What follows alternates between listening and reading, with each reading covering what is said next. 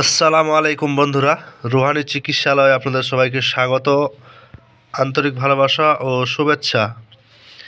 আজকে আপনাদের মাঝে আমি নিয়ে আসছি সূরা বাকারার নকশা। সূরা বাকারার নকশা সরাসরি নিয়ে আসছি। আপনারা জানেন যে সূরা বাকারা কোরআনের একটা অন্যতম বৃহত্তম সূরা, সবথেকে বড় সূরা বাকারা। এই সূরা বাকারা দিয়ে আমরা অনেক রকম কাজ করে থাকি এখন পর্যন্ত।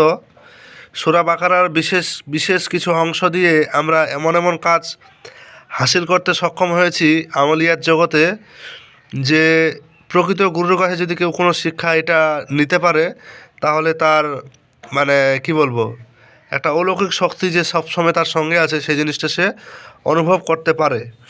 ঠিক আছে, তবে এই সূরা বাকারার বেশ কিছু নিয়ম আছে, কেতাবের ভাষায়ও আছে, উস্তাদি শিক্ষায়ও আছে।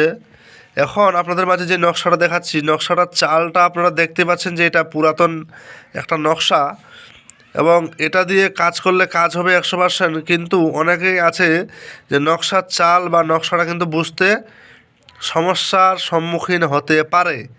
আমার কথা কিন্তু একদম ক্লিয়ার। এখন ব্যক্তিগতভাবে যদি কেউ এই নকশা আমার কাছে যদি বলে যে বুঝতে আমার সমস্যা হচ্ছে, তাহলে বললে আমি হয়তো তাকে নকশাটা ইনশাল্লাহ দেওয়ার চেষ্টা করব, সময় সাপেক্ষে ইনশাল্লাহ তাকে সুষ্ঠুভাবে দিয়েও দেব। এখন কথা হচ্ছে কি, এই নকশা কিভাবে কাজ করবে, কি কাজ করে এবং কিভাবে কাজ করব, তো এই সব কিছুই জানতে পারবেন। আমি এখানে এই দেখাই দিচ্ছি সূরা বাকারার নকশা। তো অনেকেই আছে যে বলে যে কিতাব দিয়ে কাজ করলে কাজ হয় না। আসলে কাজ করতে না জানলে কাজ তো হবে না। নাচতে যদি না জানেন আর গানের দোষ দিয়ে লাভ নাই, কথা বুঝতে পারছেন? এখন কেউ আমাকে এই কথা বলতে পারে যে ভাই আপনি এই কথা বললেন, এর কি মতলব কি বোঝাতে চাচ্ছেন? ভাই আপনাদের মাঝে জ্ঞান স্বার্থে একটা কথা বললাম, যে যারা জ্ঞানী তারা ইঙ্গিতে বুঝে, আর যারা অজ্ঞানী বা জ্ঞান বোধ যাদের নাই, তাদেরকে হাজারটা কথা বললেও বোঝানোটা সম্ভব হয় না। ঠিক আছে, আপনাদের মাঝে সরাসরি আমি কেতাব থেকে নকশা দেখাই বা যে কোনো কাজ দেখাই, এর বিশেষ কিছু কারণ কি জানেন? সত্যতা প্রকাশ করি আপনাদের মাঝে। কারণ আপনারা তো অনেক জায়গায় ঘুরেছেন, অনেক লোকের সঙ্গে কথা বলেছেন, অনেক জায়গায় টাকা পয়সাও ধ্বংস করেছেন। হতে পারে আপনারা নিজেরাই সফলতা উঠতে পারেননি, এর আরেকটা অন্যতম কারণ হতে পারে যার কাছে গিয়েছেন সে হয়তো সঠিক বিশ্লেষণটা জানেই না, হতে পারে। আবার জানে, আপনাকে হয়তো শেখায়নি, এটাও হতে পারে। তো তাদের নিয়ে আমার কোনো কথা নাই। তো চলুন নকশার সম্পূর্ণ সিস্টেমটা আপনাদের মাঝে বলি এবং কি কাজে খাটাবেন, তার মধ্যে দুই একটা কাজের কথা বলি। ইনশাআল্লাহ আপনারা বিষয়টা বুঝতে পারবেন। তো মূল জায়গায় যাওয়ার আগে আপনাদের মাঝে বলে দিই, যদি রুহানি চিকিৎসালয় চ্যানেলে আপনারা নতুন হয়ে থাকেন, অবশ্যই সাবস্ক্রাইব করবেন, আর পাশে থাকা বেল আইকনে অল ক্লিক করে রাখবেন, কারণ নতুন যখনই ভিডিও ছাড়বো আপনারা সঙ্গে সঙ্গে পেয়ে যাবেন। আপনাদের মাঝে হাজারো আপনারা কিতাব ঘাটাঘাটি করেছেন, পড়েছেন, কিন্তু কোনো কিছু অর্জন করতে পারেননি, কারণ সঠিক গুরু আপনারা অর্জন করতে পারেননি। যেমন একটা শিক্ষার্থী স্কুলের বই পড়ে আর একটা প্রাইভেটের ছাত্র স্কুলের বইটাই পড়ে। এখন তফাৎটা কোথায়? তফাৎটা হচ্ছে যে শিক্ষকের কাছে সে প্রাইভেটে শিখে, সে তাকে তার ভেদটা এবং তার বিশ্লেষণটা বলে দেয়, আর আপনি নিজে নিজে করেন, কিছু বুঝতে পারেন আর কিছু অধিকাংশটা বুঝতে পারেন না, যার কারণে আপনার রেজাল্ট কী আসে?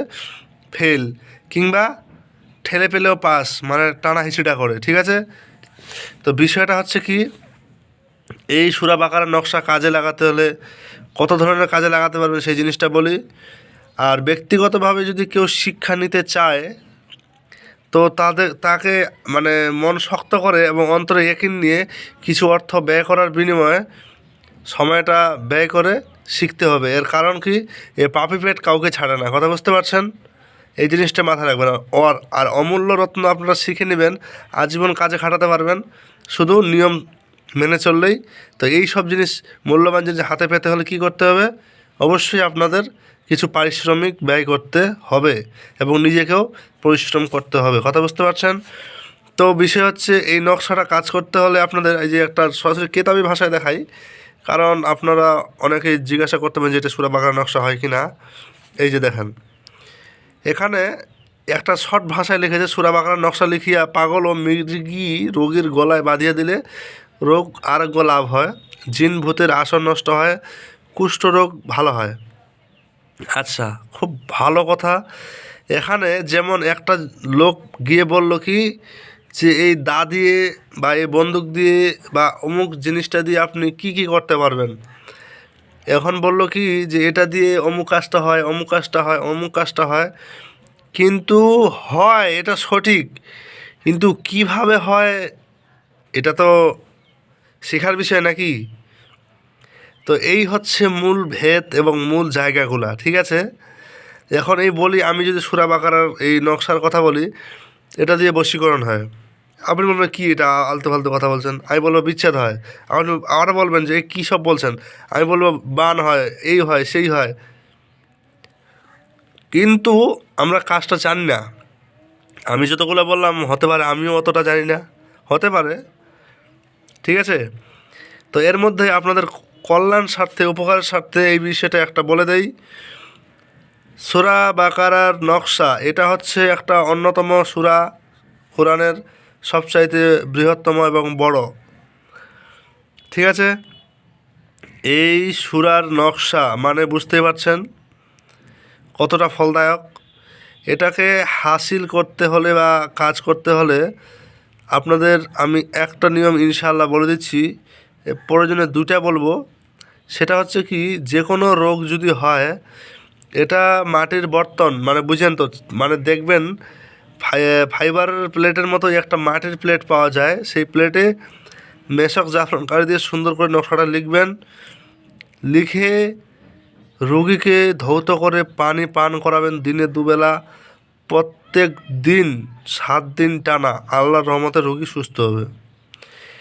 দ্বিতীয়তম বিষয়, এই নকশা যারা জিনের চিকিৎসা করে থাকে বা জিনের কাজ করে থাকে কি করবে, একটা মানে তাবিজ লিখবে, লিখে যেই জিনের কবজ করা হয় সেই জিনের কবজের সঙ্গে এটা অ্যাড করবে। কথা বুঝতে পারলেন? এবার বলতে পারেন যে জিনের সম্পূর্ণ কবজ কিভাবে করে। তো ভাই, আপনাদের গুরু ওস্তাদ যারা আছে আপনাদের কাছে আমি বারবার একটাই কথা অনুরোধ করে বলি, তাদের কাছ থেকে বিশ্লেষণগুলো শিখে নেবেন। আমি আপনাদের মাঝে শুধু গাইডলাইন্স প্লাস হিসাবে শিক্ষা দিয়ে থাকি। আপনারা আমার বিদ্যা দেখে বা আমার ভিডিও দেখে একটু হলেও উপকার পাবেন, এতটুকু আমি আশ্বাস রাখি। আপনাদের মাঝে যেভাবে কথাগুলো বলি সেইভাবে আপনারা মানে কিনতেও হয়তো কথাগুলো পাবেন না, ঠিক আছে। তো ভালো থাকবেন সবাই, আমি কথা বেশি বাড়ালাম না, আপনারা কাজ করবেন। আর একটা দিন আর বলে দিই, নকশা লেখার আগেও পরে 11 বার করে দরুদ শরীফ পড়ে নেবেন, আল্লাহ আপনাদের সহায় হবে ইনশাআল্লাহ। ভালো থাকবেন সবাই, আল্লাহ হাফেজ।